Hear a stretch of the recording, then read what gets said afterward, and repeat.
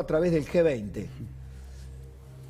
Está en línea Héctor Torres, que ha sido el representante del Fondo Monetario de Argentina en el Fondo Monetario Internacional. Héctor, ¿qué tal? Buenas tardes, ¿cómo va? Hola, ¿qué tal? Buenas tardes, gracias por invitarme. Yo planteo, lo que estoy planteando es que, y a ver si me ayuda, como país, el país oveja negra, la Argentina está claro que para el mundo financiero, hay muchos otros, por supuesto, Venezuela que está fuera de todo, digamos, de todo encuadre posible, y hay otros países incluso con algo más de riesgo. Pero en materia de deudores seriales, secuenciales, consecutivos, permanentes, creo que el mercado financiero nos tiene picado el boleto y que hay como un fin a la zaraza posible. El ministro planteó en algún momento, no soy capaz de hacer de zarasear mucho. Hace 2 años que estamos pateando la deuda. ¿Cree que hay chance posible de un acuerdo con la situación actual de Guzmán y la economía argentina? Bueno, es un problema que Guzmán esté tan debilitado. En realidad el gobierno está en un momento difícil en el cual es difícil decir digamos, qué fuerza política puede tener un compromiso que toma un gobierno en el cual ha habido, digamos, los ruidos internos que ha habido después del 12 de octubre. Veamos qué pasa el 14, pero evidentemente es difícil creer en compromisos que toma un ministro muy debilitado, de un gobierno debilitado. O sea que desde ese punto de vista, evidentemente no estamos en la mejor situación para negociar compromisos, mucho menos a largo plazo, porque el acuerdo que estamos buscando es un acuerdo a 10 años, digamos, este gobierno puede firmar el programa, pero en ningún caso puede concluir. Son reformas que hay que empezar y son reformas que hay que diseñar en Buenos Aires, y hasta este momento yo no he visto nada de todo eso. La información que yo tengo, acá estoy con Jonathan Lloyd, la información que yo tengo, Héctor, es que hay una puja dentro del fondo, hay miradas muy duras, que hoy el caso argentino, más allá de como plantea Guzmán, su relación con Kristalina Georgieva, que es otro capítulo porque tiene sus problemas internos allí, que se debería resolver por estas horas, se queda o se va, la ratifican en el cargo la titular del fondo o la reemplazan.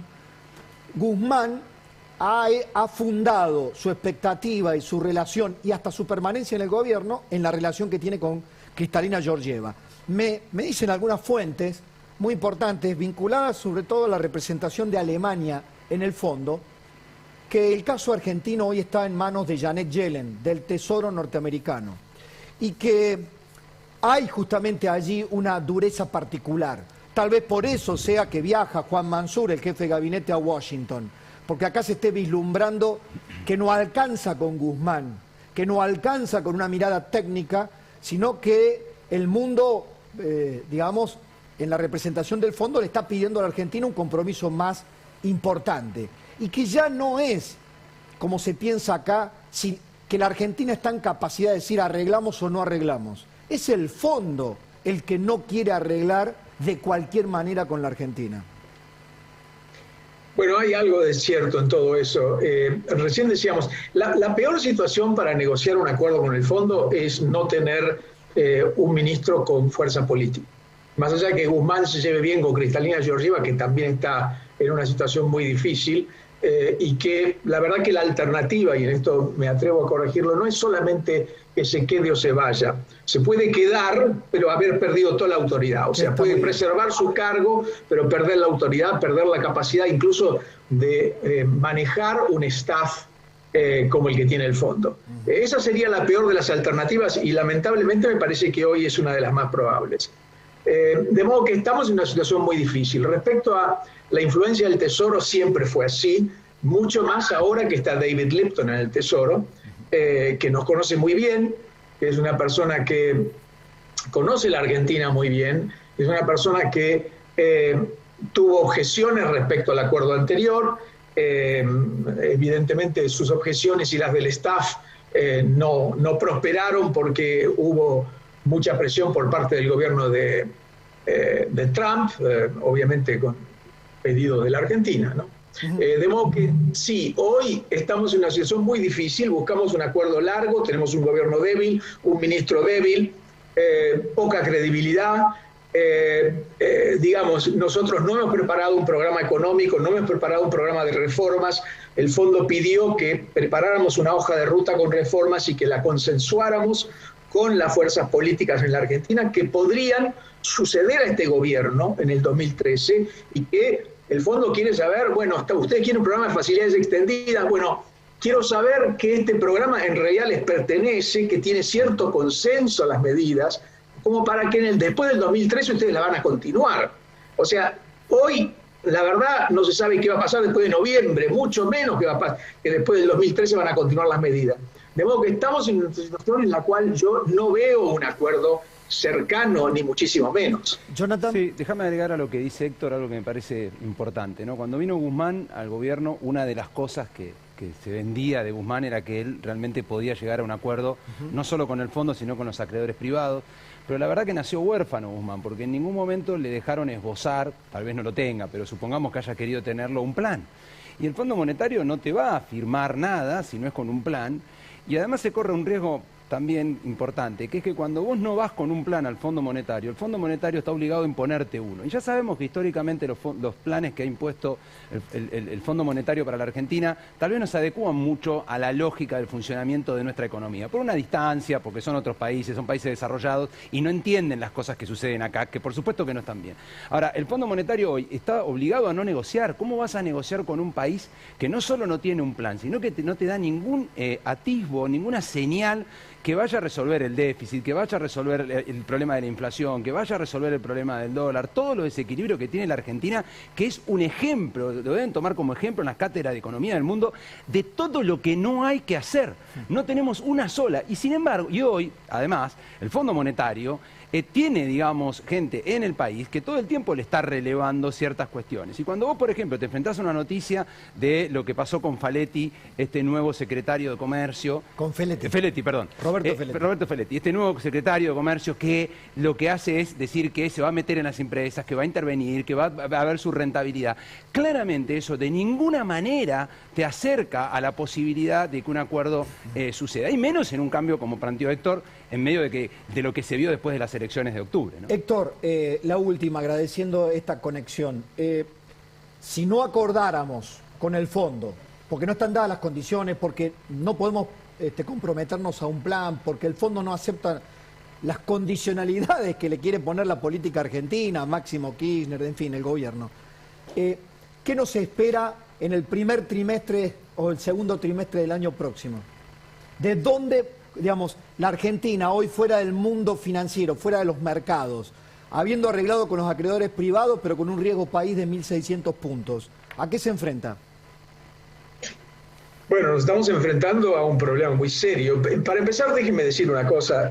Yo creo que Guzmán, no sé si tal vez con muy buena intención, pero empezó mal. En realidad, él quiso empezar con los acreedores privados y no arregló inmediatamente después con el Fondo Monetario, que es el acreedor principal y privilegiado.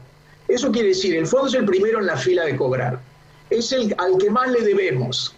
Los acreedores privados están desacostumbrados a ir a un acuerdo con un país que quiere reestructurar la deuda, que no tiene un programa con el fondo, pero que le debe más plata al fondo que lo que le debe a ellos. Entonces, lo que hicieron, bueno, arreglamos, pero ustedes arreglen con el fondo lo antes posible. Y bueno, hoy estamos todavía, más de un año después, sin arreglar. Con lo cual, en realidad, esa reestructuración no sirvió para mucho, porque normalmente después de una reestructuración hay una luna de miel. Exacto. Porque no viene un default después de la reestructuración. Entonces uno accede al mercado. Pero esto no pasó porque en realidad los acreedores privados saben que ellos no son privilegiados, que el primero en la fila de cobrar va a ser el Fondo Monetario. Y que lo último que uno se va a imaginar es un default al Fondo Monetario. Bueno, hoy estamos en una situación en la cual un default al Fondo Monetario deja de ser algo impensable. Ahora, ¿qué no puede pasar? Y bueno, un default al Fondo Monetario es un default a los contribuyentes de todos los países que ponen plata en ese fondo.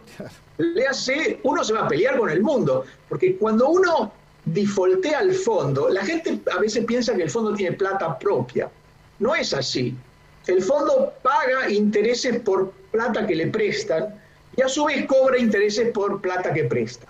Cuando uno defaultea, cuando un país defaultea al fondo y más un monto como el que le demos nosotros, aparece algo que es una política del fondo que la llaman compartir las cargas. Tiene un nombre en inglés, pero la traducción es compartir las cargas. Los que están tomando plata del fondo porque necesitan la ayuda del fondo, porque están en problemas, tienen que pagar una sobretasa. Y los que le prestan plata al fondo, que son los contribuyentes de esos países, pongámoslo claro, cobran menos por lo que le dan.